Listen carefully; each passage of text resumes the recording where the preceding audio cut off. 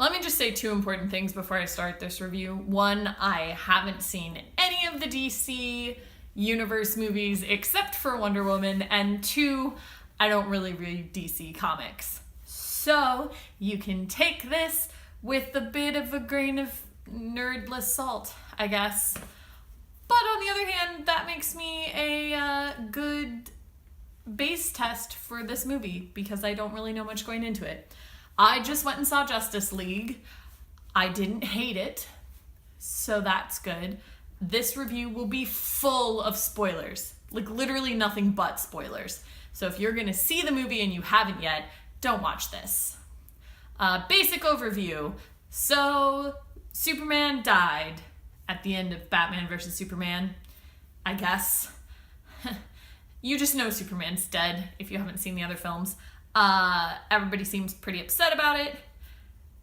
Batman's fighting some sort of giant bug and he thinks it's a bigger deal, so he wants to find other people to fight the giant bug with him. You don't really know why he thinks it's a bigger deal, because the actual plot of it being a bigger deal involving some sort of alien or whatever doesn't even come into play until he gets Diana and she figures out what's going on. So I don't know why he thinks he needs help, but maybe Batman is just lonely.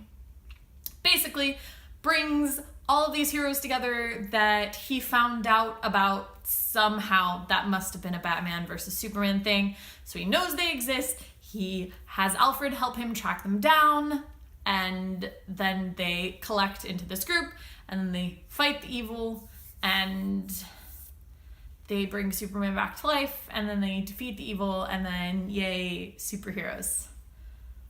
That was a basic plot overview. Made about as much sense right now as it did in the film. So let's just talk through a few things. First, there are very, very quick intros for each of the characters that are not Batman, Superman, or Wonder Woman. There's a little bit of an intro for Wonder Woman, but I suppose I had a better grasp of that because I have actually seen that movie.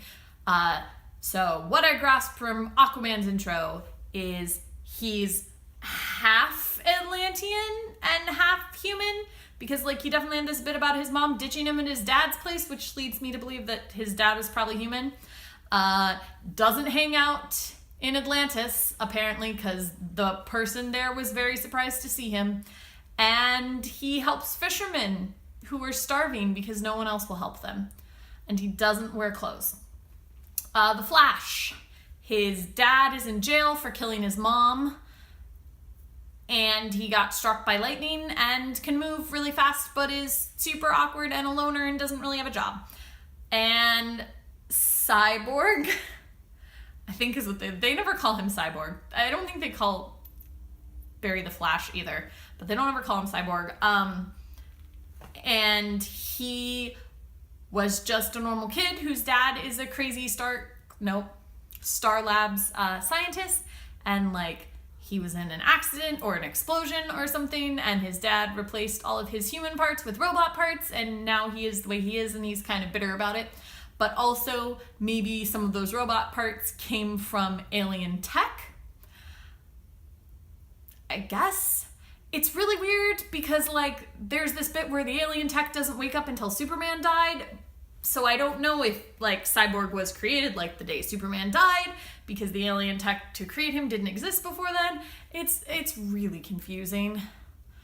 But I feel like I got enough of a grasp of those characters to, move forward at least a little bit. So they were okay intros, but I would have liked a little bit more. And maybe if I'd seen Batman versus Superman, I would have a little bit more, because I know that they, show up there. But if they all show... No, see, now I don't really understand the Cyborg thing, because if the technology didn't wake up until Superman died, then how would... I have no idea. Somebody will have to explain Cyborg to me at a later time. The other thing that somebody will have to explain is, why is Green Lantern there? Is the Ryan Reynolds Green Lantern movie part of this big universe? Because Green Lantern is in the DC logo intro. It's Superman, Batman, Wonder Woman, The Flash, Green Lantern. And you're just oh, okay, well, he's a big DC Comics character. But then he is in the flashback story of the aliens coming to Earth the first time that Wonder Woman tells when she talks about the boxes getting separated. And I just don't know why. Like, is there a Green Lantern movie coming that I should know about? Is he supposed to be here? And they were just like, well, we don't have the budget for those CGI green lights, so we won't. I just don't know. I don't know. But he is featured, so yay for Ryan Reynolds. I don't even know if it's the same Green Lantern. Got nothing. Again, got nothing. The team up. So there's this bit where Batman goes out and is like, hey, you guys should all join me. And Aquaman's like, yeah, people who are alone work better alone. And everybody's like, that's a really stupid quote, but okay. And Cyborg is like, yeah, I don't really do the team thing. Because, I'm awkward about my body and I don't like to hang out with people. And then the Flash is like, oh, yes, I love things. I'll join. Okay? So, then it seems like, they're not really a team. And the Flash is, kind of awkward but really cute. He's probably my favorite character. Ezra did a great job of, portraying this really awkward Barry Allen that I liked. But he trips a lot. Way more than I feel like he should. He just, is there to run fast and then fall over. And so they're not really a team, and then all of a sudden they are. And it's not like they decided to come together. It's more like this mother box goes missing from the Amazon home island that I can't say the name of, and this mother box goes missing from Atlantis, and then suddenly they're like, yeah, we're a team. And you're just like, but I missed you guys becoming a team? And that's when you realize that the reason that they don't become a team is because this movie is not really about the Justice League. This movie should be called Superman Saves the Day. Because, in truth, I think this would be a better movie if Superman stayed dead. Because if Superman stayed dead, then all of these other characters would have to come together and figure out their differences and work together as a cohesive unit using everybody's individual strengths to defeat the bad guy. And it would have been cool, sort of in the way that Avengers is cool, and it's nice to bring a bunch of different characters together. And then they could have found some power to bring Superman back at the end if you need Superman back, which clearly you do. Instead, a third way through the movie, no, maybe 2/3, I don't know, I lost track of time somewhere in there, they bring Superman back to life. He has this brief moment where he tries to kill everybody because, I don't know, when you come back to life, apparently, in the DC universe, you want to murder people. That happens in the DC CW television shows, too. Literally every time they bring someone back to the dead, they're immediately like, I will kill you all! Guys, don't bring people back from the dead. It's just never good.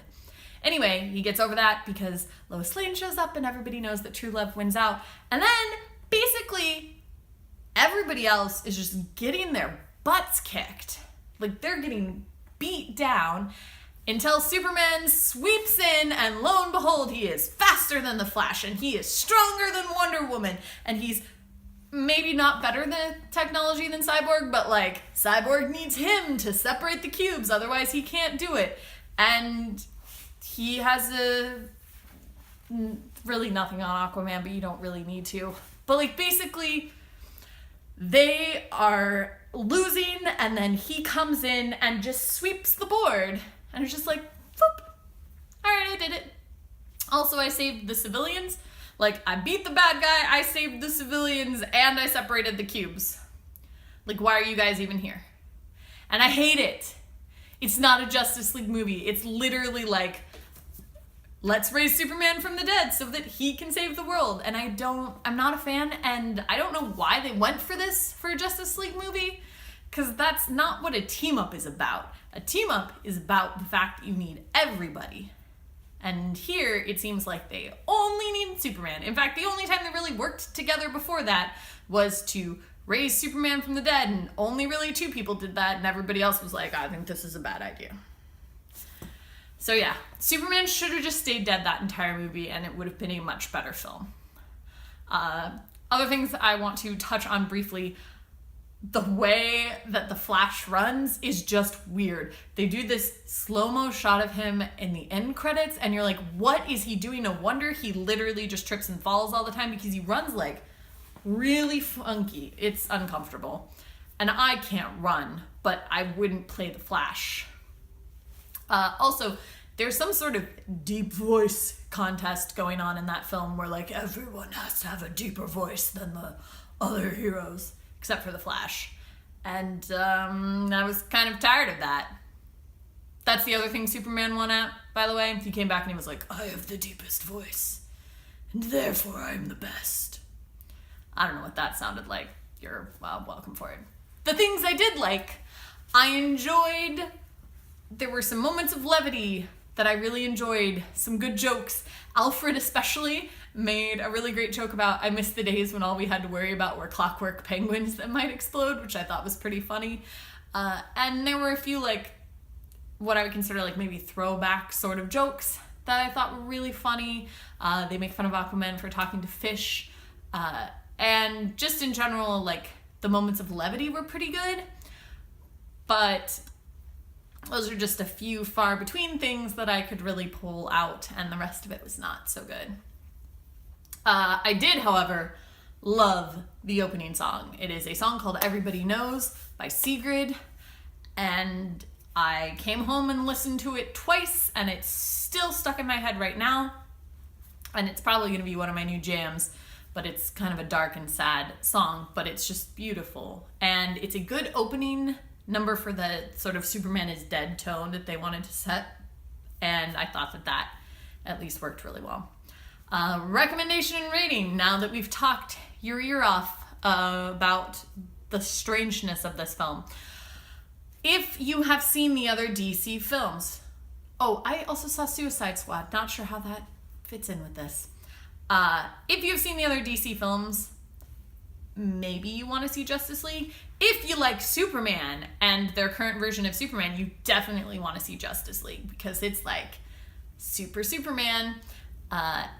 And so there's definitely some elements that are interesting, especially if you're looking at a larger picture. But if you haven't seen the other DC movies, I'm not even sure that this is worth your time. Wonder Woman, I felt like it was. This, I don't. It's just doesn't come together in the right way. So I would probably not really recommend this film unless you have MoviePass, in which case go see it because MoviePass is awesome and you can see anything you want. Rating, I'm gonna give this 1.5 stars, maybe 2. Like, it wasn't the worst movie I've ever seen, but I was definitely confused over a lot of things, and I felt like the story just didn't make sense. And I also didn't understand why the bad guy was an alien and why they left the cubes the first time they attacked, and more than that, why he left the cubes the second time he attacked. Like, he's got a teleporter beam that takes him back up into space. Why wouldn't he take the cubes? Anyway, that's beside the point. Yeah, it's confusing. I would give it 1.5 stars, and I wouldn't really recommend it to most people. So that's my review of Justice League. I should really talk about, movies I enjoyed, but they're way less fun. I'll see you tomorrow.